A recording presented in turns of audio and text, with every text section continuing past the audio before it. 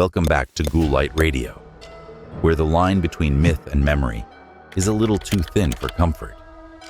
Here we don't just chase ghost stories, we walk straight into them, one haunting footstep at a time. Tonight's tale takes us down a forgotten stretch of road in Virginia, where streetlights flicker and silence speaks louder than screams. Beneath the damp concrete of a railway bridge, something waits, dressed in white fur, eyes unmoving, axe in hand. No, this isn't a Halloween prank gone too far, and it's not some twisted campfire story told to scare kids. This is the legend of the Bunny Man, a figure who's haunted Fairfax County for over 5 decades. Part man, part myth, and entirely unsettling. With every retelling, the line between truth and terror blurs. He doesn't talk, he just stares. And if you're unlucky enough to meet him under the bridge at night, well, let's just say not every legend is dead. So keep the lights low and your curiosity high. Because tonight, we go hunting for the Bunny Man. And something tells me, he's still out there. A town wrapped in shadows, setting the scene Clifton, Virginia. Clifton, Virginia, a place that feels like time never quite caught up. Nestled in Fairfax County, just beyond the noisy sprawl of Washington, D.C. Clifton is a town of quiet woods, winding roads, and a population that prefers whispers over headlines. It's the kind of town that looks like a postcard in daylight, and a horror set after dusk. Fog settles here, like it belongs. The air grows heavier, the deeper into the forest you drive.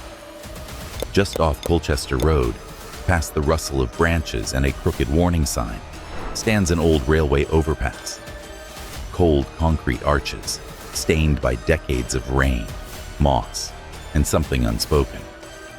The locals call it the Bunny Man Bridge, and on Halloween nights, teenagers dare each other to go there. Some swear they've heard scratching, others claim they've seen glowing eyes in the trees. A few even talk about a figure, tall, unmoving, watching from the shadows, just beyond the edge of the light. You won't find many people here after dark. And if you ask around town, the older folks will give you a look, half warning, half pity. Because in Clifton, everyone knows. Some stories aren't made up, they're inherited. The 1970 sightings, Bunny Man appears. The Bunny Man wasn't always a ghost story. In fact, in the fall of 1970, he was terrifyingly real. It began on the night of October 19th. Robert Bennett, an Air Force Academy cadet, and his fiancée were driving near Guinea Road, not far from Colchester, when they decided to pull over for a moment. Maybe it was to talk, maybe to enjoy the quiet. But what they got was anything but peaceful. Out of nowhere, a figure dressed in a full white bunny suit emerged from the woods, not walking, rushing. And before they could react, the man swung a hatchet straight into their car window, shattering glass and screaming, "You're on private property. I have your tag number."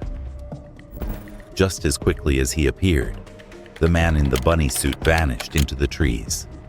The couple was shaken, but unharmed. They filed a police report, hoping it was just some disturbed prankster. But things didn't end there. Less than 2 weeks later, a security guard named Paul Phillips was making his rounds at a construction site in Kings Park West when he spotted something disturbing. A man, again in a bunny costume, was standing on the front porch of a partially built house, calmly swinging an axe at a wooden support beam.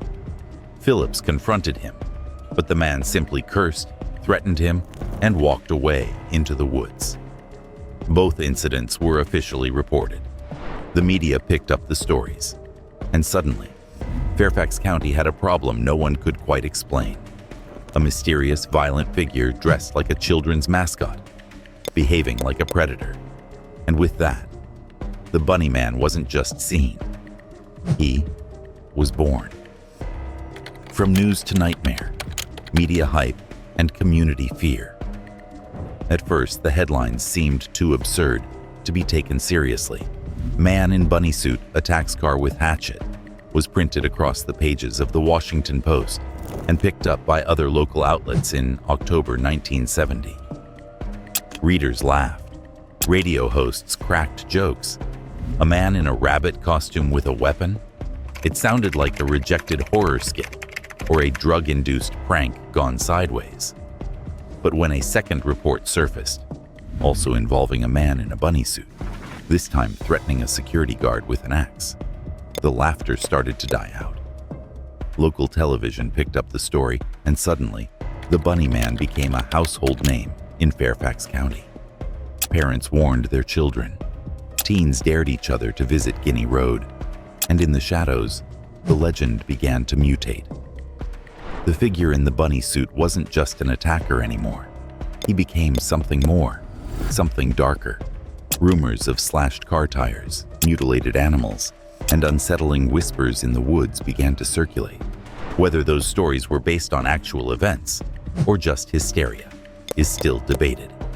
And like any good urban legend, the Bunny Man attracted copycats. People donned bunny masks for Halloween. Some even carried fake weapons to scare others. But amid the pranks, real fear lingered, because the original attacker, the one with the hatchet, was never caught. The community was no longer laughing. The Bunny Man had moved from tabloid punchline to terrifying folklore, and Fairfax County would never see Colchester Road the same way again. Evolution of a monster, the asylum escape myth. As the years passed, the Bunny Man legend didn't fade. It grew teeth. And with time, the story twisted into something far more sinister than a man in a bunny suit wielding a hatchet. According to the most infamous version of the tale, it all began in the early 1900s with a catastrophic prison transport accident. A bus carrying inmates from an insane asylum to Lorton Prison crashed in the woods near Clifton. Most of the prisoners were recaptured, except one. He was different. He wore a rabbit suit and vanished into the forest. Days later, locals found skinned rabbits hanging from trees, strung up like macabre ornaments. Then came the chilling discovery of a teenager's body dangling from the railway overpass. Throat slit. A note pinned to the torso. "You'll never catch the Bunny Man."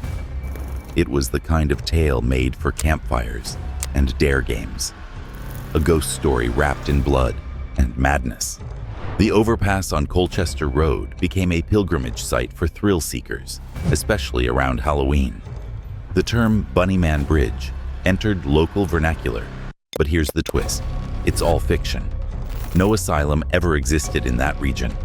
There was no prison bus crash, no skinned rabbits, no murdered teen hanging from the bridge. It's a myth, entirely fabricated, yet somehow fused to the real 1970 sightings. That's how urban legends work. They grow from fear, watered by imagination, and passed down until they feel real. The Bunny Man stopped being a man long ago. He became a monster because people needed him to be one. What's real, what's not, separating fact from fiction. Despite the outrageous lore surrounding the Bunny Man, a few chilling facts remain rooted in reality. The hatchet attack reported by Robert Bennett and his fiancée in October 1970, real. So was the second encounter just days later with Paul Phillips, the construction worker. Both incidents were officially reported to Fairfax County Police. Both described the same eerie detail. A man dressed as a bunny, wielding a weapon, threatening strangers. But beyond those two confirmed events, things get murky. No one was ever arrested. No suspect was identified. Police eventually closed the case after the media frenzy died down, and that silence gave the myth room to grow wild. There were no skinned rabbits found by authorities, no asylum escapee on the run. The overpass never hosted a grisly hanging. Those additions came later, built through whispers, retellings, and horror-fueled creativity. But here's the unnerving part. When a story lacks closure, people fill in the gaps with fear. The Bunny Man was never caught, never named, never understood, and that mystery gave the legend legs.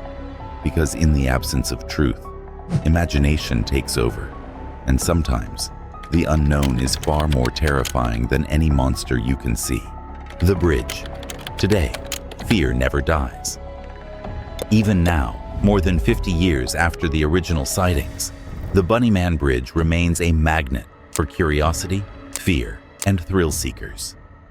Each Halloween, the overpass on Colchester Road sees waves of visitors. Paranormal investigators with EMF detectors, TikTok influencers filming midnight challenges, and groups of teenagers daring each other to spend a few minutes under the concrete arch. Some report hearing whispers in the dark. Others claim to see a figure lingering just out of reach. None stay long. The local police are well aware of the legend. Every October, especially in the final week leading up to Halloween, patrol cars are stationed nearby to keep crowds under control and discourage trespassing. Officially, it's about safety. Unofficially, some officers will quietly admit that strange things do happen near the bridge. They just don't like to talk about it. And online, the Bunnyman legend has found new life.